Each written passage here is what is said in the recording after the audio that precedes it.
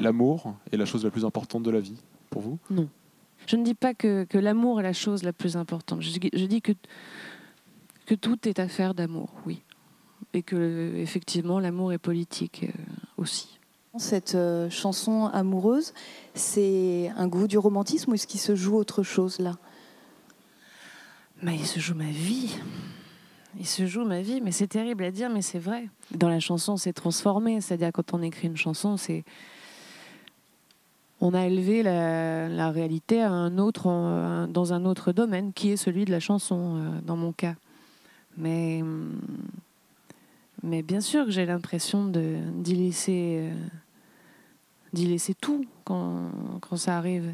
J'arrive à le percevoir quand on vient me parler après un concert, quand on m'adresse une parole en me disant voilà, ça m'a fait ça. Voilà ce que moi j'ai laissé à mon tour en tant qu'auditeur, parce que ça c'est curieux comme expérience aussi, ce qu'une chanson fait. Mais j'y laisse ma vie, mais en même temps c'est la vie que j'ai toujours voulu avoir. Voilà, moi j'ai voulu faire ce métier depuis toujours, donc j'y laisse tout. C'est même pas que ça me semble être la moindre des choses, c'est que ça se passe comme ça en tout cas. Quand vous écrivez vos textes, qui en effet prennent naissance dans l'intime, est-ce que vous avez à ce moment la conscience aussi de l'impact qu'elles pourront avoir sur d'autres et comment cette dimension, l'écriture d'une expérience très intime, peut atteindre une expérience collective? On peut partir de quelque chose d'intime, de crucial, j'allais dire tout à l'heure quand je vous dis je laisse ma vie, c'est pas pour faire une grande phrase, c'est vraiment ce que je ressens sur le moment. Mais partir de cette intimité-là pour aller à quelque chose d'universel, je pense que c'est aussi sortir de soi, c'est ne plus être que sur soi. Et c'est ce qui fera la différence entre quelqu'un qui va vous raconter sa petite histoire et une grande chanson. Je fais une chanson pour quelqu'un. Et je pense que ça aussi, ça change tout. Le public arrive quand il est face à moi.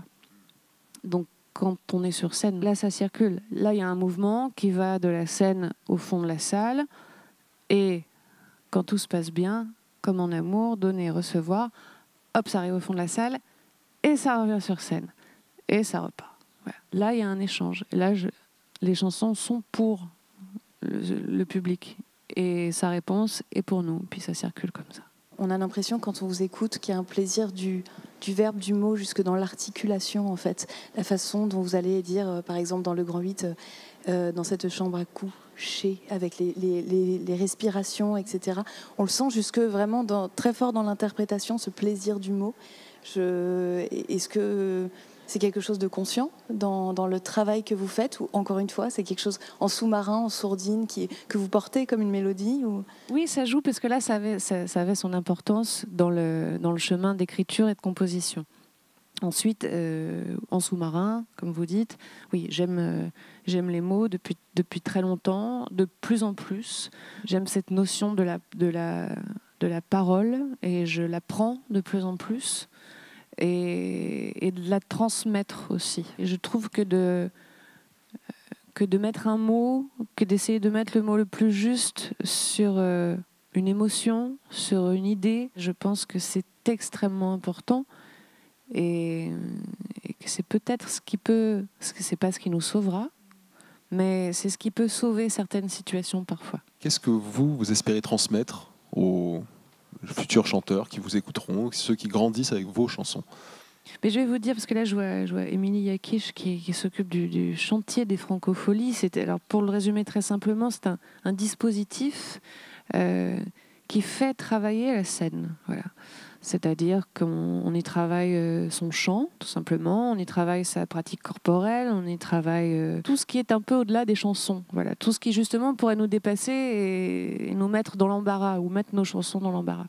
Et je pense à ça parce que je sais que, par exemple, c'est un travail que je trouve passionnant, le travail de scène. Moi, ce que j'espère, c'est, encore une fois, pouvoir...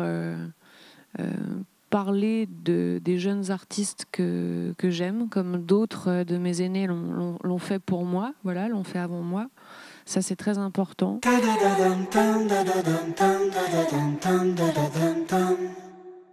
Da da da dum dum da da dum dum da da dum dum da da dum dum.